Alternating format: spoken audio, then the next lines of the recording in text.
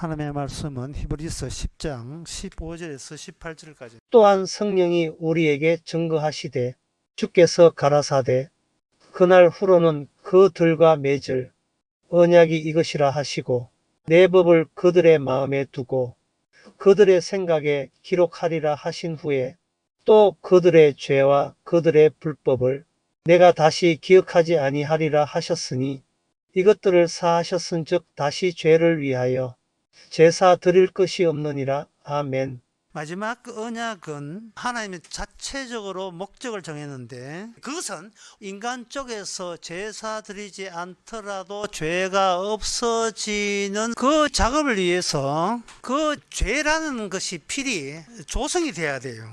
그 죄에 대해서 죄진 당사자 인간이 손을 댈 수가 없어야 됩니다.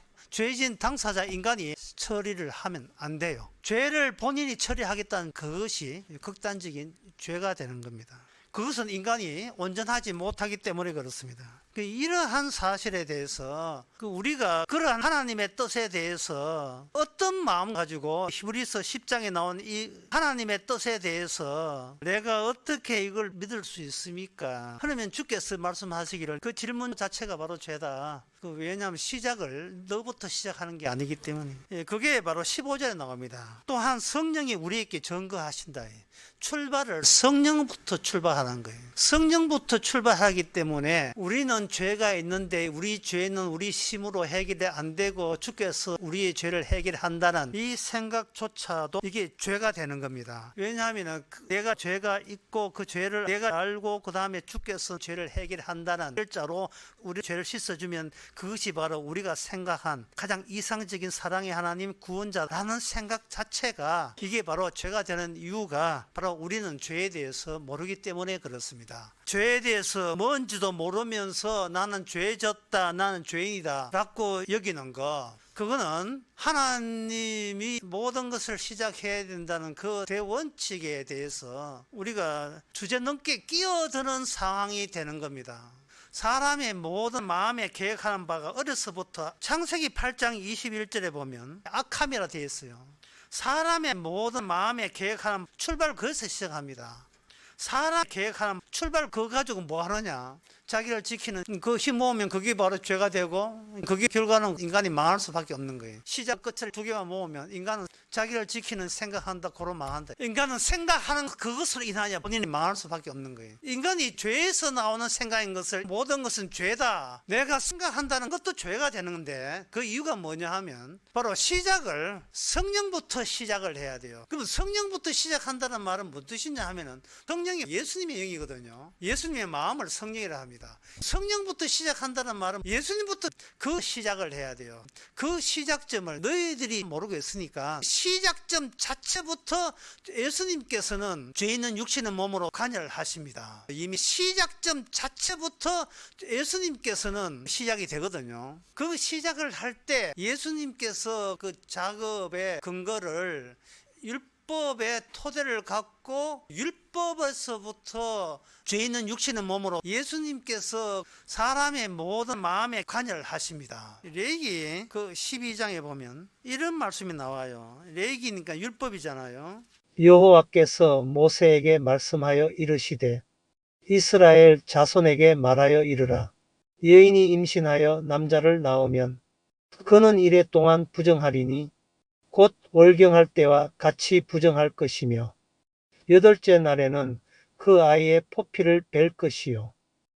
그 여인은 아직도 33일을 지내야 산혈이 깨끗하리니 정결하게 되는 기한이 차기 전에는 성물을 만지지도 말며 성소에 들어가지도 말 것이며 애 낳았다고 밖에 나가지고 사흘만 일하고 나가지 말고 계속해서 너가 너 자신의 고유의 활동을 할 수 있는 자격은 아직 되지 않는다. 며칠이 지나야 되는 거야.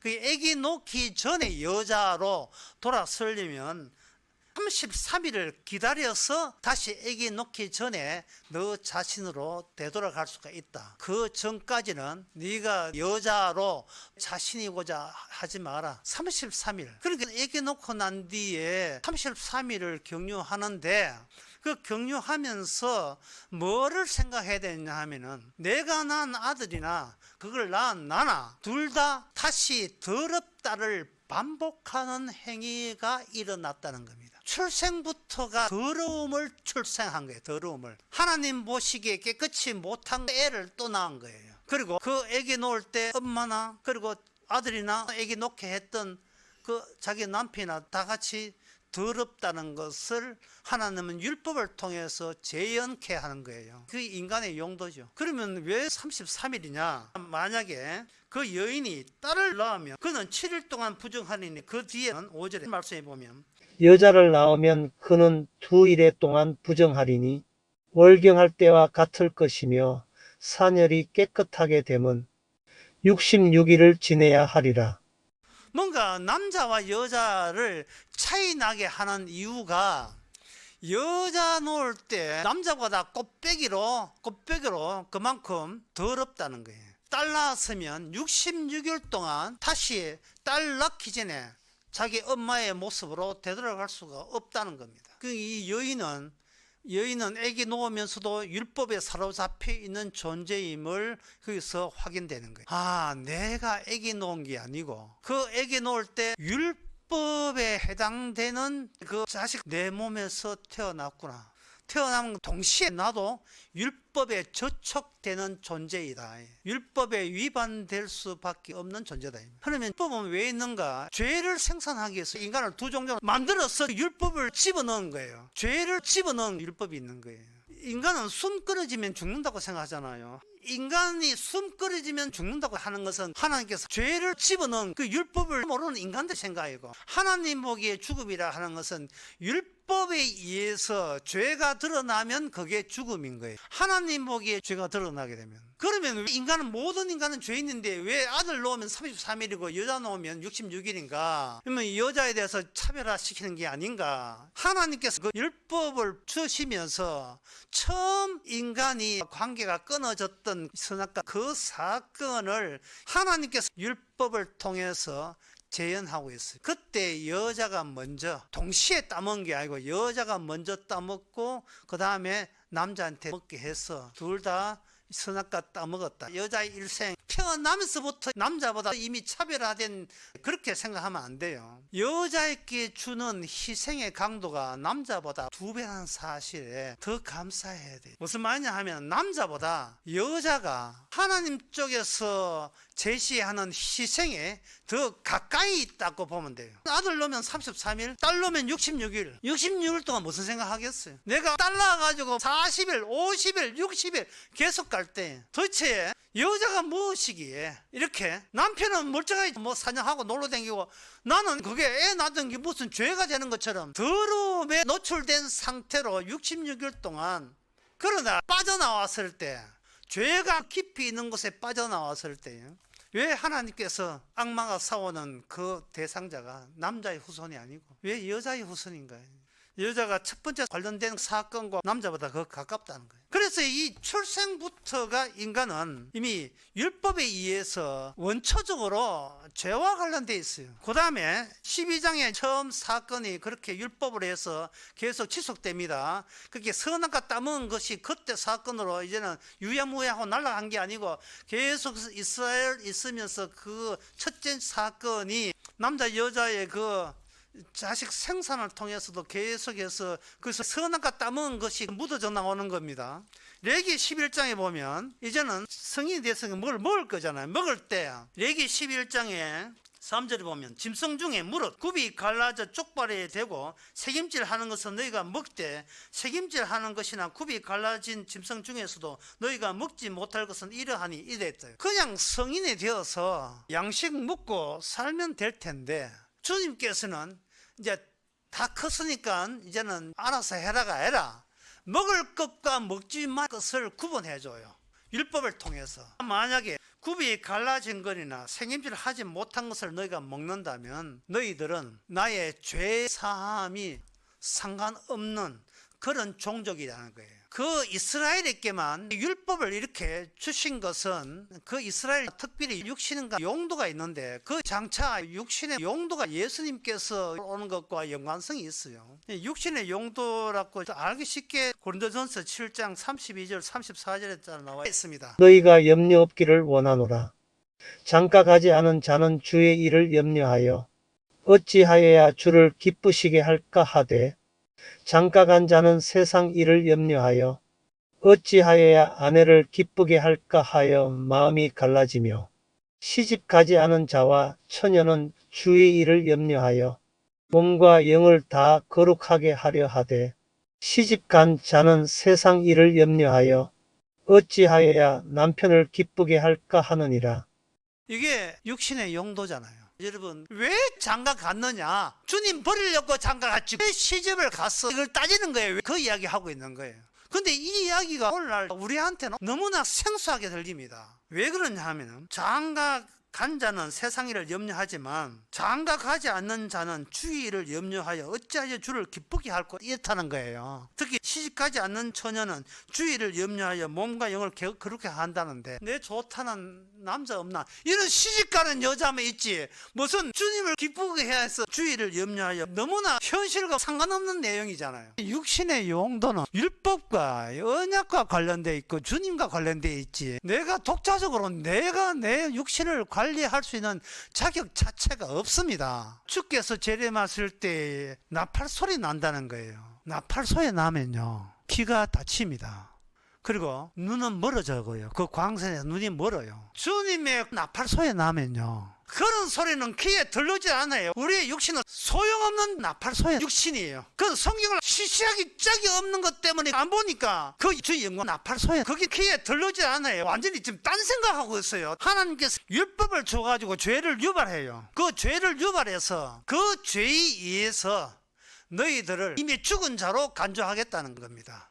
사람의 모든 마음에 계획하는 그 죄를 유발해서 그게 바로 하나님의 작전입니다. 하나님의 작전은 아까 인간은 날 때부터 악하다고 했는데 물론 모든 사람들은 하나님의 작전 마음에 계획하는 그 죄를 사람들은 인정을 안 해요. 바르게 살면 되잖아. 모든 게 날 때부터 악해요. 주께서 작전을 이겁니다. 먼저 침노해요. 마태복음 11장에 주께서 먼저 침노합니다. 주께서 율법을 침노를 해가지고 인간을 하여금 죄를 만들어서 인간을 저주의 대상으로 확정시키려고 오셨습니다. 하나님의 작전은 인간이 먼저 율법을 침입하는데 그 율법을 모르는 인간이 먼저 죄를 만들어서 인간을 하여금 주님을 죄 있는 육신의 몸으로 하나님의 작전은 사람의 모든 마음에 관여를 하십니다. 그냥 하나님은 하늘에 그냥 조용하게 계시고 우리 인간끼리 살겠다고 하는데 주께서 먼저 율법을 침입해가지고 인간들에게 먼저 죄 있는 육신의 몸으로 온통 얻어맞아요. 주께서 의도적으로 막 이걸 성경에 인간이 하나님 때려 죽였다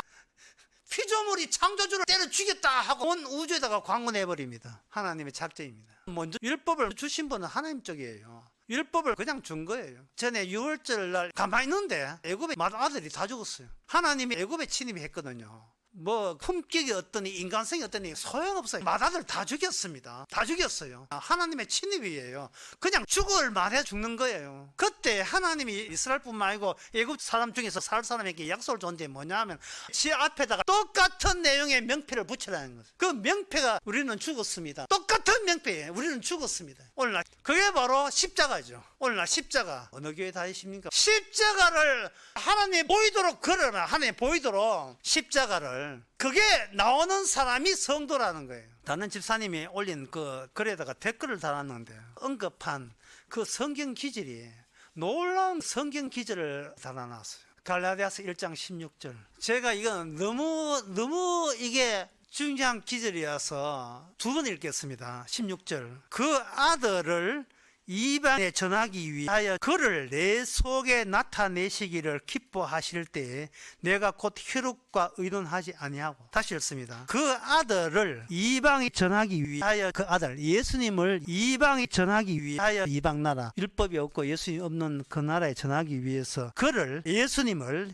내 속에 나타내시기를 나에게 눈에 보이는 십자가 말고 눈에 보이지 않는 예수님, 십자가를 예수님이 스스로 내 속에서 눈에 보이지 않는 이 일을 할 때에 나는 이 일을 위해서 내가 혈육과 의논할 필요가 없었다 라고 사도 바울이 말하고 있습니다. 그리고 이것이 바로 성도라는 거예요. 성도의 시작은 눈에 보이지 않는 성령부터 시작하는 거예요. 성령부터. 눈에 보이지 않는 성령이 인하게 되면 내 속에 눈에 보이지 않는 다른 빛이 나오는 거예요. 이렇게 되면 성도는 예수님의 조민기구가 돼요. 마태복음 5장 14절에 보면 너희는 세상의 빛이니, 그리고 15절에 너희는 내 등불이니, 우리를 통해서 주님의 영광도 스스로 예수님의 조민기구가 나오는 거예요. 어떻게 그런 일이 있느냐? 그 일을 위해서 예수님께서 인간이 범죄한, 선악과 따먹고 그 범죄한 아들이나 딸로 출생된 더러운 존재로 태어났던 예수님께서 내기에 근거해서 그 더러운 육신부터 침입해가지고 예수님이 인간이 범죄한, 선악과 따먹고 그 더럽다고 규정된 육신 속에 들어옵니다. 그게 로마서 8장에 나와요. 8장 1절은 그러므로 이제 그리스도 예수 안에 있는 자는 결코 정죄함이 없나 이래 되어 있습니다. 그 정죄함이 없는 이유가 이걸 믿으라 정죄함이 없다가 아니라 믿는 것도 죄예요. 믿는 것도 죄라고요. 육신 자체에서 나오는 게 인간이 다 죄밖에 안 나와요. 자기가 구원받기 위해서 예수 믿는 것도 죄라고요. 죄란 무엇인가? 딱 두 가지예요. 죄란 내가 강력한 생존 의지가 죄예요. 이미 율법에 의해서 죽었는데 그래도 살아야 되겠다는 강력한 생존 의지. 두 번째가 이왕 사는 거 잘 살아야 되겠다는 거. 그게 두 가지가 죄입니다. 그래서 종교가 나오죠. 그걸 복이라고 이야기해요. 사람. 하나님은 다른 생각을 하고 출발을 예수님부터 출발하는 거예요. 예수님부터 출발해 그 율법을 가지고 로마서 6장에 보면 이런 말씀이 있습니다. 우리가 은혜에 더하려고 죄를 덮겠는가? 그럴 수 없느니라. 죄에 대하여 죽은 우리가 어찌 그 가운데 더 살리오라. 죄에 대해서 죽은 우리가 어찌 그 가운데 더 살리오. 죄에 대해서 죽었다는 말이 무엇인가? 이런 말이에요. 우리 속에 죄가 우리를 지배하기 때문에 우리는 죄로부터, 우리 속에 죄가 어찌 누가 그런 나쁜 짓을 했단 말인가? 이게 죄에 대해서 죽은 거예요. 이게 인간의 힘으로 믿어지겠습니까? 이게 어디를 경유해야 되느냐 하면요, 이미 죄를 해결하신 예수님의 영이 임해야 죄로부터 죽은 거예요. 이 말을 이해해요. 예수님의 죽음에 영이 임해야 이 말을 이해해요. 아직도 죄에 대해서 죽지 않은 자, 이 말을 도저히 이해를 못합니다. 주께서 죄를 키워서 그 죄로 말미암아 두 종류의 인간을 만납니다. 아직도 죄에 대해서 죽지 않은 자, 죄에 대해서 이미 죽은 자라서 죄가 더 이상 영향력을 줄 수 없는 자, 예수님의 죽음에 성령 받은 자, 예수 그리스도의 생명이 나오는 자. 오늘 히브리서 10장의 내용이 성령 받은 자와 받지 못한 자, 바로 그거예요. 성령이 증거하시는 것 자체가 인간을 두 종류로 나누는 거예요. 성령을 증거하시되 주께서는 우리의 모든 것을 다 기록하시고 다 아셔서 이걸 죄로 규정해놓고 다시는 죄를 기억지 않게 하신 예수님의 죽음에 성령 받은 자, 주님의 공로와 관계를 맺어가는 거예요. 성령 받은 자, 다 살리는 거예요. 우리가 뭘 해도 죄가 아니란 뜻이 아니고, 우리가 뭘 해도 다시는 죄를 지적받을 대상이 아니란 뜻이에요. 죄는 아직도 죽지 않아서 자아가 살아있는 사람에게 영향력을 발휘해요. 그게 우울증이에요. 우울증은 지독하게 자기를 집착하는 사람을 나누는 거예요. 나는 우울하면 안 된다는 거예요. 나는 행복해야 되니까. 그래서 성령을 받지 않는 사람은 어떻게 살아가느냐 하면 항상 정신 차려요. 왜냐하면 내가 죄가 있고 그 죄를 내가 알고 정신을 차려야 죄를 본인이 처리하겠다는 그것이 극단적인 죄가 되는 거예요. 정신 차리면서 지옥 가는 거예요. 본인이 파괴되지 아니하면 멸망합니다. 나를 파괴시키지 않는 일은 주의 일이 아닙니다. 살아있는 마귀의 일이에요. 갈라디아서 1장 16절 말씀이 그만큼 중요한 거예요. 내가 곧 혈육과 의논하지 아니하고. 이거는 미친 소리예요. 주님이 나를 혈육과 의논하지 아니하고 나를 주님이 용도로 사용해서 내 안에서 주의 일이 나오는데, 이거는 예수님이 스스로 내 속에서 죄를 해결했기 때문에 나오는, 나를 주님이 용도로 사용해서 기어 나오는 예수님이 자기의 빛이고 생명력이다. 나를 주님이 용도로 사용해서 이 일을 하는 데서 내가 법을 지키란 말이 아니고 오늘 히브리서 본문에서 하나님의 법이 있다는 말은 법을 지키라는 말이 아니고 법이 알아서 스스로 법이 알아서 활동한다는 거예요. 법을 지키는 것은 옛날 구약 때 일이고요. 예수님께서 법을 지키는 죄 있는 사람의 마음에 활동한다는 거예요. 심각하게 묻습니다. 여러분의 끝은 어디죠? 여러분의 끝은 어디입니까? 시작을 여러분들이 안 했어요. 그렇다면 끝도 여러분들이 현재와 미래를 모릅니다. 우리 자신이 시작과 끝을 모릅니다. 시작도 주님께서 시작해서 주님으로 끝내는 거예요. 말씀이 스스로 시작과 끝을 말씀이 스스로 이루었고 말씀이 스스로 완성하는 겁니다. 말씀은 우리가 지키는 게 아니에요. 이러한 말씀 자체적인 활동에 대해서 지옥불을 지피는 원료가 우리의 육체 용도가 그거예요. 계속해서 육체 죄를 집어넣어야 지옥불이 활활 타올라요. 계속 마귀가 그 주된 원료가 되고요. 인간은 자기의 현재 시간을 모르죠. 인간은 자기의 미래 모르죠. 인간은 어느 누구도 과거와 현재와 미래를 모릅니다. 이걸 누가 갖고 오느냐? 예수님이 자신의 육신으로 우리의 과거, 우리의 현재, 우리의 미래를 앞당겨 주님께서 자기의 육신으로 다 말씀이 스스로 시작과 끝을 표출을 해줬어요. 표출을 해주시고 성령을 통해서 그 세 가지의 우리의 과거, 현재, 미래를 성령을 통해서 우리 속에다가 그걸 입력을 시켜나간 겁니다. 우리는 생소한데 낯선데 알지 못하는 과거와 현재와 미래를 주님의 영이 들어와서 너 과거는 이랬고 너 현재는 이렇게 하고 현재, 과거, 미래를 같이 삼중적인 시간간을 성령을 통해서 집어넣은 거예요. 그 뭐냐? 그게 죽음인 거예요. 예수님의 마음 성령 아니에요. 그것은 성령을 통해서 집어넣은 죽음인 거예요. 우리가 몰랐던 우리의 과거, 우리가 몰랐던 우리의 현재, 우리가 몰랐던 우리의 미래가 한꺼번에 다 들어있습니다. 들어있는데 우리의 죽음인 거예요. 육신 대신 예수님의 육신이 겪어야 될 그것이 일종의 과거, 현재, 미래가 그게 바로 중앙의 십자가입니다. 그게 로마서 6장이에요. 나와 함께 죽은 자는 이미 죄에 대해서 과거, 현재, 미래가 이미 죽은 자다. 이게 하나의 예수님의 십자가가 과거, 현재, 미래가 십자가가 중심에 들어갑니다. 십자가 들어가 버리면 어떻게 되느냐 하면은 우리의 미래와 우리의 과거는 없더라도 남아있는 것이 미래의 현재가 오늘날 우리가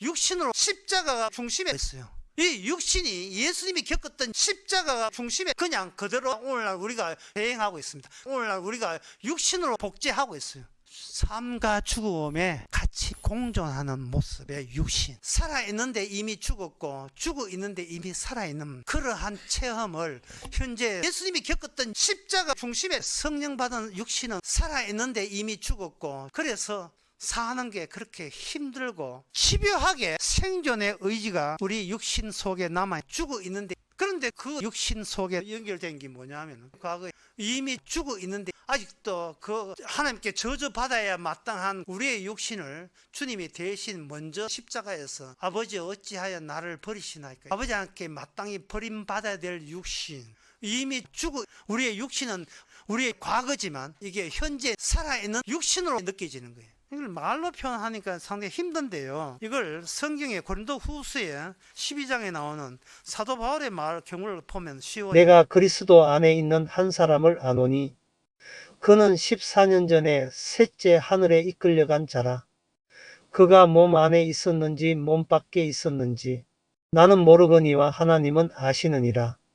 미래의 현재, 미래가 내가 될 수밖에 없는 그 미래의 모습을 현재 자기가 느끼고 있으니까 미래의 현재예요. 그 미래의 현재에 내 사도 바울이 고린도후서 12장 7절에 뭐라고 되어 있냐 하면은 여러 계시를 받은 것이 지극히 크므로 너무 자만하지 않게 하시려고 내 육체의 가시 곧 사탄의 사자를 주셨으니 나를 쳐서 너무 자만하지 않게 하려 하심이라. 이게 현재의 현재예요. 사도 바울이 있는 육신의 현재의 모습입니다. 아파 죽어요. 병 때문에, 사탄의 가시 때문에. 너무 아프기 때문에 사도 바울이 가만히 있을 수가 없지요. 기도를 했죠. 몇 번이나, 3번이나 기도했어요. 사탄의 가시 빼달라고 했습니다. 주님의 답변이 너무나 명확하고 냉정합니다. 사탄의 가시도 은혜니까 육신의 가시도 복이니까 그냥 가져가고 있어요. 예, 지금 너의 육신의 가시 용도는 복음이 나와야 되거든요. 주님의 살아계심이 나와야 되거든요. 그게 사탄의 가시가 아주 적절하게 주어졌다는 겁니다. 현재 모든 환경은 성령 받은 사람에 있어서 주님의 살아계심이 최적화된 겁니다. 현재 모든 환경은 주님을 섬기는데 최적화된 그런 구조고, 그래서 현재 육신은요 경계선에 있어요. 성령 받지 않는 사람은 내가 예수 믿어서 구원받았다고 이야기합니다. 그게 성령 받지 않은 사람, 아직도 죄에 대해서 살아있는 사람, 죄로부터 도망치려고 애쓰는 사람, 자아가 살아있는 사람. 그러나 성령 받은 사람은 한쪽은 언약이 있고 한쪽은 죄가 있습니다. 이 둘을 내가 균형 맞추는 게 아니에요. 둘의 관계는 언약 관계예요. 주님이 주님의 언약을, 새 언약의 취지와 그 가치를 높이기 위해서 우리의 육신을 충분히 지금 적절하게 활용하고 있는 거예요. 죄가 계속 육신을 통해서 죄가 나오게 하시고 그 죄에 대해서 일체 기억지 않게 하시는 하나님의 성과가 이쪽 편에 있어요. 따라서 성도는 예언자가 된 겁니다. 예언자. 공존하니까 현재와 미래 다 한 몸의 예언자. 이 말씀이 이미 에스겔 예언되어 있습니다. 에스겔 37장 4절에 보면 에스겔을 데리고 죽음의 골짜기로 들어갔어요. 또 이르시되 너는 이 모든 뼈에 대언하여 이르기를. 에스겔을 데리고 뼈들을 보면서 하나님이 먼저 말을 걸어요. 모든 게 하나님의 전략입니다. 주께서 모든 게 그렇게 해요. 인자야, 이 뼈들이 살겠느냐? 하나님이 먼저 물어요. 지금 현재는 뼈입니다. 미래가 어떻게 되겠냐? 미래를 물어요. 그러나 인간은 미래에 대해서 몰라요. 그럴 때 에스겔 한 말이에요. 그 미래는 주께서 아시잖아요. 주께서 아십니다. 그리고 뼈들아, 이 뼈들에게 이야기해요. 그것도 마른 뼈에게 죽은 자에게 말합니다. 이 뼈들아, 주의 말씀을 들을지어다. 모든 것이 귀 막히고 코 막히고 눈 막히고 입이 막히는 이 죽은 자들아, 주의 말씀을 들을지어다. 주의 말씀을 들었더니만 거기서 주께서 아시는 과거와 미래와 현재가 다 나오는 거예요. 성령을 통해서 주께서 아시는 그 안에 들어오게 되면 그 안에서는 말씀의 세계예요. 이 말씀의 세계에 들어오게 된 이 사례, 이 경우를 주님께서는 미리 이스라엘에게 그 율법을 줬어요. 말씀을 줬습니다. 줬는데 그들이 실패했어요. 실패한 이유가 하나님 그 말씀을 지키면 된다고 생각한 거예요. 내가 저 말씀을 지키면 된다고 생각했습니다. 그러면 앞으로 잘 되겠지라고 생각한 거예요. 그런데 모세는 신명기 29장 15절에 보면 오늘 우리 하나님 여호와 앞에서 우리와 함께 여기 서 있는 자와 오늘 우리와 함께 여기 있지 아니한 자에게까지이니 여기 있지 아니한 자까지라도 이 언약이 계속해서 지속된다는 겁니다. 그러면 이게 미래까지 가는 그 미래의 모습은 신명기 32장 15절에서 18절에 미리 이야기해요. 너희들은 나를 버릴 것이다. 자기를 지으신 하나님을 버리고 너희는 사탄을 섬긴다고 했어요. 그러니까 이스라엘의 잘못은 뭐냐? 오늘날 신약 성경을 보는 모든 사람들이 이 말씀을 보면서 자기가 구원받기 위해서 이 말씀을 봅니다. 이 말씀들을 지켜서 나는 영원히 천국을 보장받는 말씀을 보는 거예요. 그러나 예수님의 마음, 성령이 오지 않을 경우에 그래요. 그러니까 그렇게 하는 것이 말씀대로 율법을 대했던 이스라엘과 똑같은 사고방식인 것을 알 수가 있습니다. 그러면 예수님의 마음, 성령이 오게 되면 성경 오늘 본문의 말씀대로 다시는 죄를 기억하지 아니한다. 이 말씀을 계속해서 예수님의 마음, 현재 미래를 성령을 통해서 우리 속에다가 유지하는 것은 하나님의 몫이고, 그리고 내가 구원받았다고 우기는 이 육신은 바로 본성에 해당되는 것이고, 말씀대로 두 개 다가 같이 공존하고 있다는 이 언약이 계속해서 지속된다는 사실을 성경 오늘 본문의 말씀대로 성령을 통해서 죄를 기억하지 아니한 자가 성령 받은 사람입니다. 죄가 없어지는 그 작업을 위해서 이 육신은 같이 공존하고 있다는 말씀대로 성령을 통해서, 무슨 말인지 모르겠는 그 설교 다시 들어보십시오. 이 육신은 그 죄라는 것이 필히 조성이 돼야 돼요. 자꾸 이 육신이요, 자아를 구원시키려고 자꾸 이 육신이 해요. 이 죄가 나는 여기 있었고 언제 교회 다녔고 주의 말씀을 들었더니만 성령을 받았다. 나를 시작부터 하는 거예요. 그런데 우리 안에 작용하는 그걸 죄라고 규정하는 것은 모든 시작은 성령부터 출발하는 거예요. 예수님이 스스로 말씀을 완성하기 위해서 예수님이 우리를 참여시킨 겁니다. 우리를 예수님이 참여시킨 주의 말씀을, 내가 구원받고자 하는 이 육신은 이 둘 사이가 두 개가 다 공존하면서 이 두 개를 다 그걸 죄라고 보게 하신 성령을 통해서 내가 구원받은 걸 기뻐하는 것이 아니고 주께서 우리를 예수님이 참여시킨 그 죄라는 것이 기쁨이 되는 거예요. 그래서 그 우리는 뭐냐? 결론적으로 뭐냐?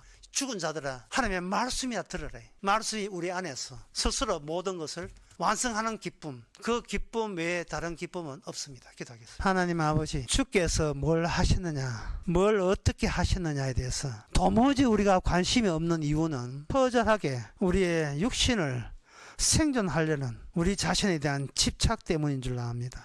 육신이 있는 한 이 집착을 버릴 수 없고 미리 구원받는 것도 얻고자 하는 것 육신 우리 손으로 처리할 수 없는데 이제는 주께서 처리해 주시니 그 자체로만 늘 감사케 하고 기쁨을 갖게 하옵소서. 예수님의 이름으로 기도합나이다.